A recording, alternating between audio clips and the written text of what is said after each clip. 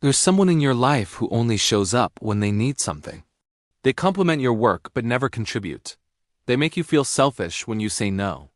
You're not imagining things. Ayn Rand called these people parasites, and I'm going to show you exactly the 5 signs to identify who's draining your energy, your time, and your value. Here's why parasites are so hard to spot. They don't announce themselves. They don't walk into your life saying, "Hey, I'm here to drain you."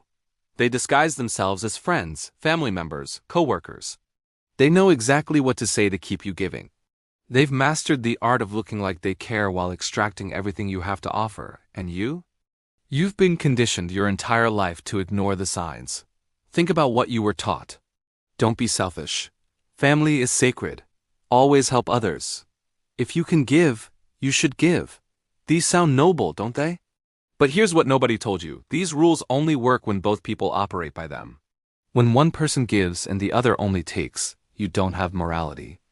You have exploitation. The cost of not identifying parasites is real.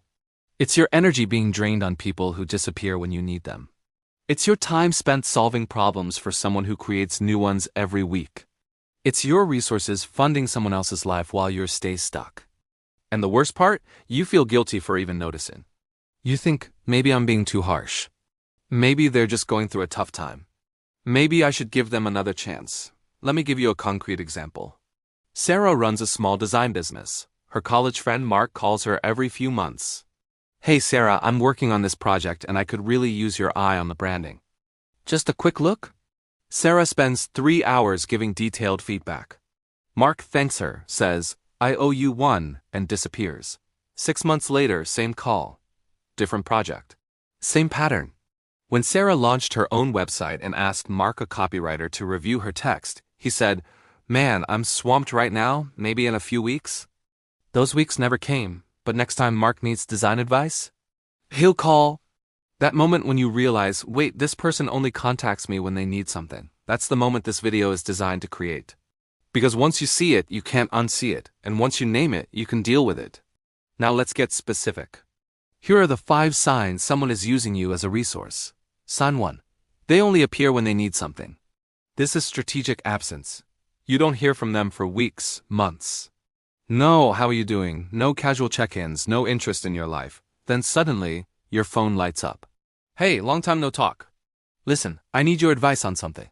Or can I ask you a favor?" The pattern is obvious once you notice it. Their presence in your life is directly tied to their needs, not to any genuine relationship. John experienced this with his brother. His brother would go silent for months, never responding to family group chats, never showing up to dinners. But the moment his brother needed money, needed a ride, needed help moving apartments, suddenly John got calls, texts, even showed up unannounced. The relationship existed only as a resource extraction system. When John needed help with his own move, his brother said, "Man, I'm really busy that weekend." He wasn't. He just didn't show up for things that didn't benefit him. Sign 2, they compliment you but never contribute. Parasites are masters of empty praise. "You're so talented. You're so generous. You're the best." These words cost them nothing. What costs them something? Time, effort, reciprocal action. And that they never give. Think about your friend who constantly says, "We should collaborate on something," but never brings ideas, never does the work, never follows through. Or your family member who says, "You're such a hard worker," but expects you to cover their share of expenses, responsibilities, or effort. Words are cheap. Action requires skin in the game. Parasites give you words because words keep you feeding them without requiring them to feed you back. Rachel dealt with this at work. Her coworker Tom always praised her presentations. "You're amazing at this. You should teach me sometime." Rachel offered 3 times to walk him through her process. Tom always said yes but never showed up for the scheduled meetings. Yet every time Tom had a presentation due, he asked Rachel to just take a quick look, which turned into Rachel essentially doing his work. The compliments were bait. The contribution never came. Sign 3. They make you feel guilty when you refuse. This is emotional manipulation, and it's the parasite's most powerful weapon. You say no to a request, and suddenly you're the villain. "I thought we were friends. Family helps family. After everything I've done for you?" Notice the shift. Your reasonable boundary becomes your moral failing. They're rewriting reality to make your self-protection look like selfishness. Lisa's mother did this constantly. Every time Lisa couldn't drop everything to run an errand, her mother would sigh and say, "I guess I'll just figure it out myself. I don't want to be a burden." The guilt was immediate. Lisa would cave, rearrange her schedule, and do the errand. One day, Lisa needed her mother to watch her daughter for an emergency work meeting. Her mother said, "I have plans, honey. You know I have a life too." No guilt. No, figuring it out, just a clean no. The guilt only flowed one direction. Sign 4, they talk about us, but the benefit is only theirs. Our project, our business, our plan. They use collective language to create the illusion of partnership. But look at who does the work and who gets the reward. You'll find the work is yours and the reward is theirs. They frame extraction as collaboration. Mike started a side business with his friend Kevin. Kevin called it our company. But when Mike asked Kevin to handle client outreach, Kevin said he wasn't good at sales. When Mike asked Kevin to manage the finances, Kevin said he wasn't good with numbers. When Mike asked Kevin what he was good at, Kevin said vision and strategy. Translation: Mike did everything. Kevin showed up to meetings and collected half the profit. The moment Mike suggested adjusting the equity split based on actual contribution, Kevin accused him of not being a team player. The us only existed when it benefited Kevin. Sign 5. They disappear when you need them. This is the final test, and it never lies. You've been there for them repeatedly. Now you need something. Watch what happens. Suddenly they're busy. Suddenly they have excuses. Suddenly the friendship that required your constant availability doesn't require theirs. Jennifer had a friend who called her every week to vent about relationship problems. Jennifer listened, gave advice, stayed on the phone for hours. When Jennifer went through a breakup and called this friend, the friend said, "I'm dealing with a lot right now. Can we talk later?" Later never came. 2 weeks after that, the friend called Jennifer to vent again. The relationship was a one-way service. Jennifer was the resource, the friend was the consumer. If you recognize even 2 of these signs in someone, you're not dealing with a flawed friendship. You're dealing with a parasite. And now that you can name it, you need to understand where it comes from. Ayn Rand understood this dynamic better than anyone. In her view, the world is divided into 2 types of people: producers and parasites. Producers create value. They think, they build, they solve problems, they generate wealth, ideas, energy. Parasites consume value. They don't create, they extract. They don't build, they demand. They don't solve problems, they become problems that producers have to solve. Here's the key insight: parasites cannot exist without producers. A parasite needs a host. If every person on Earth were a parasite, civilization would collapse in a week because there would be nothing to consume. But producers? Producers can exist without parasites just fine. In fact, they thrive when parasites are removed. This asymmetry is why parasites fight so hard to keep you feeding them. They need you, you don't need them. And this is exactly why producers are targets. You have something to be taken. You create value, which means there's value available for someone who doesn't want to create their own. Your competence, your time, your resources, these are attractive to people who lack their own. And the moment you stop giving, the moment you set a boundary, watch how quickly the parasite reveals itself. They don't accept your no gracefully. They attack. They call you selfish, greedy, cold. Why? Because your refusal threatens their survival. They were feeding off you, and now the food supply is cut. Let me be clear about where the immorality actually lives in this dynamic. The immorality is not in refusing to help someone. The immorality is in demanding something you didn't earn and have no right to. If I create a business, if I build wealth, if I develop a skill, that value is mine. I created it. If you want access to it, you need to offer something in return. This is what Rand called the trader principle, voluntary exchange between equals. I give you something, you give me something, both parties benefit, both parties consent. That's moral. What's immoral is when you expect me to give you my value simply because you need it or want it. Need is not a claim on my life.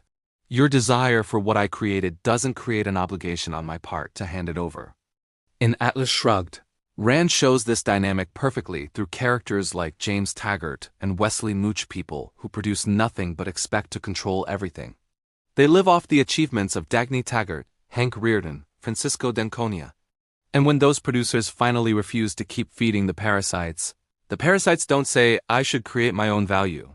They say, how dare you withhold what we need? There's a scene in Atlas Shrugged where a socialist lecturer tells a crowd that ability creates obligation, that if you're capable of producing more, you owe it to those who can't. One of the characters responds by asking, if ability is a debt, then to whom do I owe payment, and when is the debt considered paid? The lecturer has no answer because the answer reveals the con. The debt is never paid. As long as you can produce, you're expected to give. And as long as others can consume, they're entitled to take. This is the morality you were taught. This is why you feel guilty for saying no. Rand rejected this completely. She said your life is yours. The value you create is yours. No one has a claim on it except through voluntary trade. If someone offers you nothing and demands everything, you don't owe them guilt. You owe them a boundary. And if they react with outrage, that outrage is proof they were never treating you as an equal. They were treating you as a resource to exploit. Society conditions you to accept parasites because society runs on the morality of sacrifice. You're taught that giving is virtuous and keeping is selfish. You're taught that self-sacrifice makes you noble and self-interest makes you evil. But look at what this morality actually produces. It produces people who drain themselves to feed others and then resent everyone around them. It produces relationships based on duty instead of value. It produces parasites who feel entitled and producers who feel guilty. Rand flipped this entire framework. She said selfishness, rational self-interest, is a virtue, not the selfishness of hurting others for pleasure. The selfishness of valuing your own life, protecting your own time, and only entering relationships that are mutually beneficial. She said the trader principle is the only moral foundation for human interaction. Anything else is either slavery or exploitation. So when you identify a parasite in your life, you're not being mean, you're being rational. When you refuse to keep feeding someone who gives nothing back, you're not being selfish. You're being moral.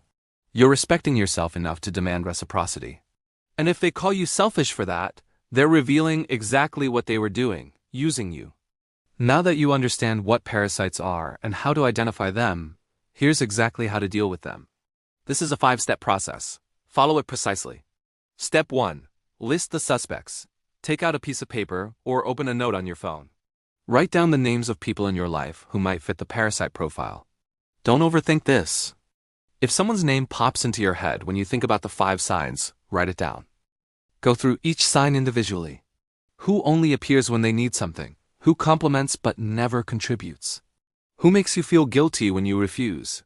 Who talks about us but benefits alone? Who disappears when you need them?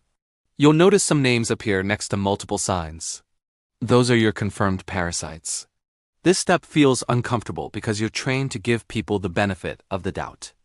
But you're not condemning anyone here. You're just collecting data. You're making the invisible visible. Sarah did this exercise and found 3 names on her list.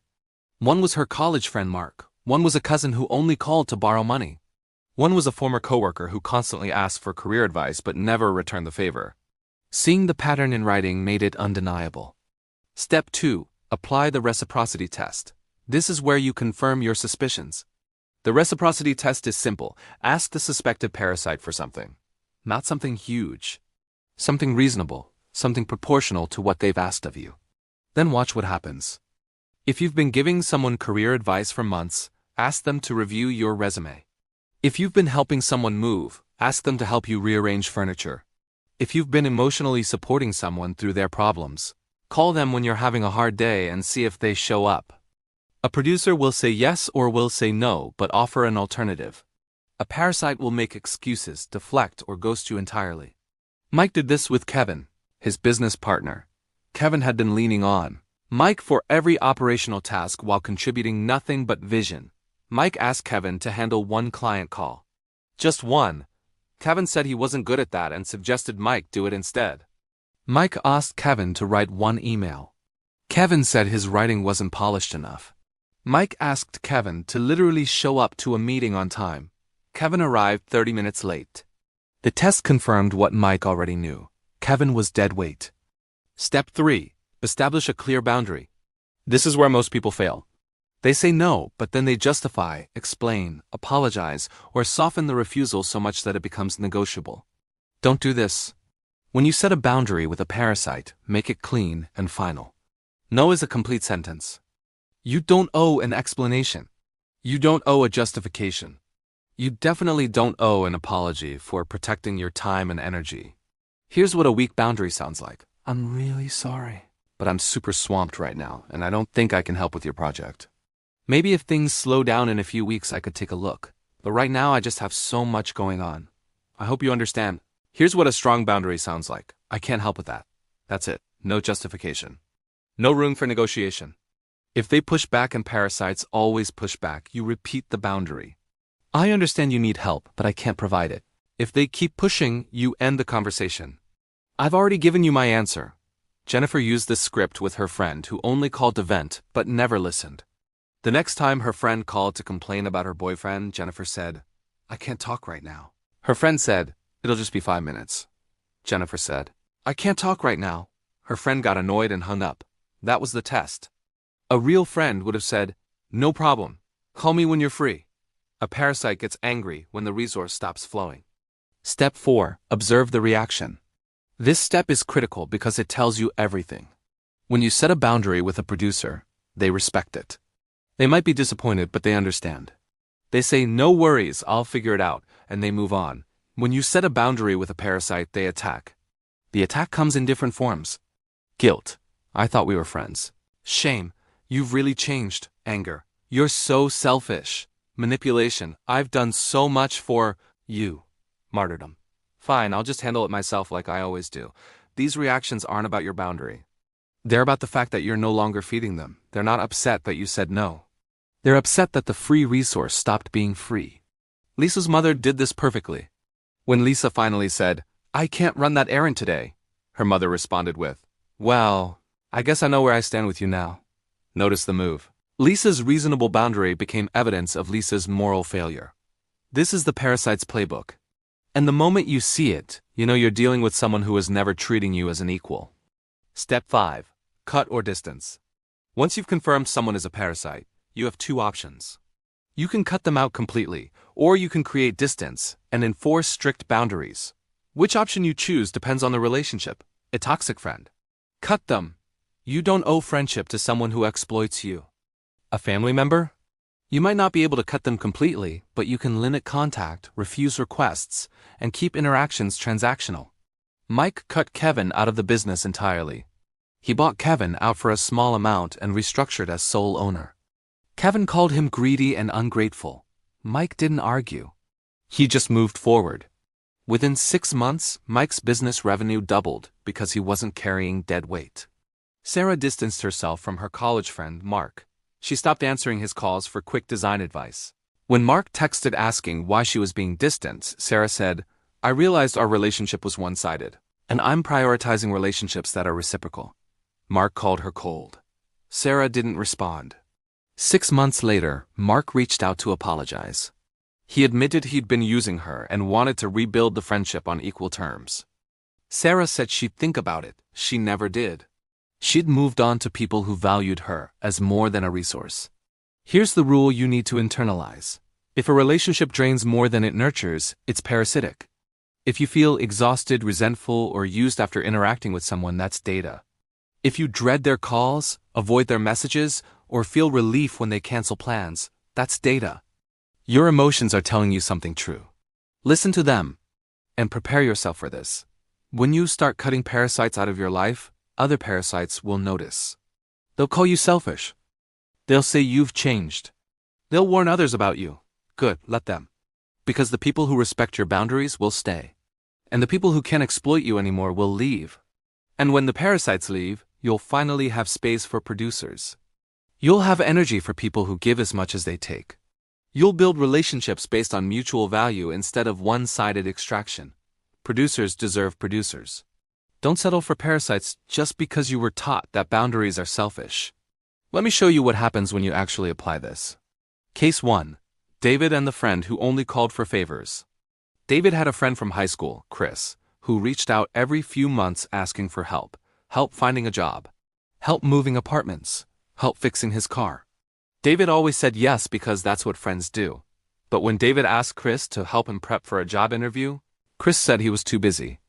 When David invited Chris to his birthday, Chris didn't show up. David applied the 5 signs.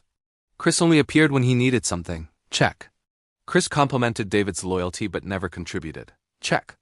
Chris made David feel guilty when David hesitated. Check. The pattern was undeniable. David set a boundary. The next time Chris called asking for help with a resume, David said, "I can't help with that." Chris pushed back. David repeated the boundary. Chris called him a bad friend and stopped talking to him.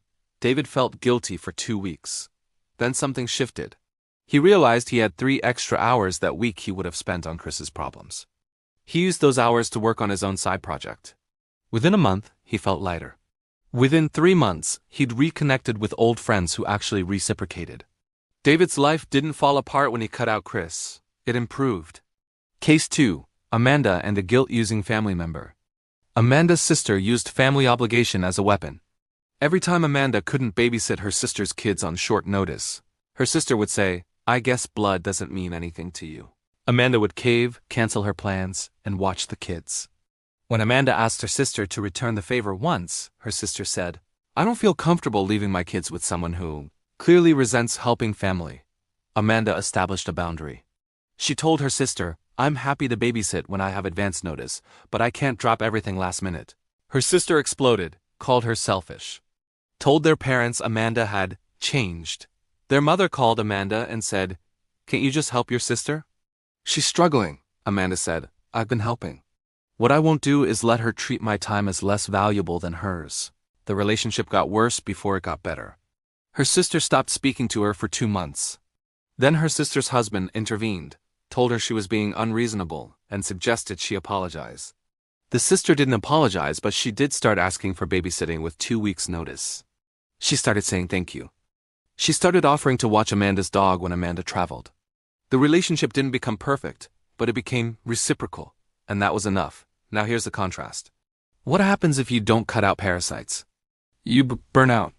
You resent everyone around you because you're giving constantly and receiving nothing. Your own goals get delayed because your energy is spent solving other people's problems. Your relationships become transactional in the worst way. You keep score, you feel bitter, and you stay stuck. But when you remove parasites and surround yourself with producers, everything changes. Your energy increases because you're not being drained. Your results improve because you're investing in yourself instead of others who don't reciprocate.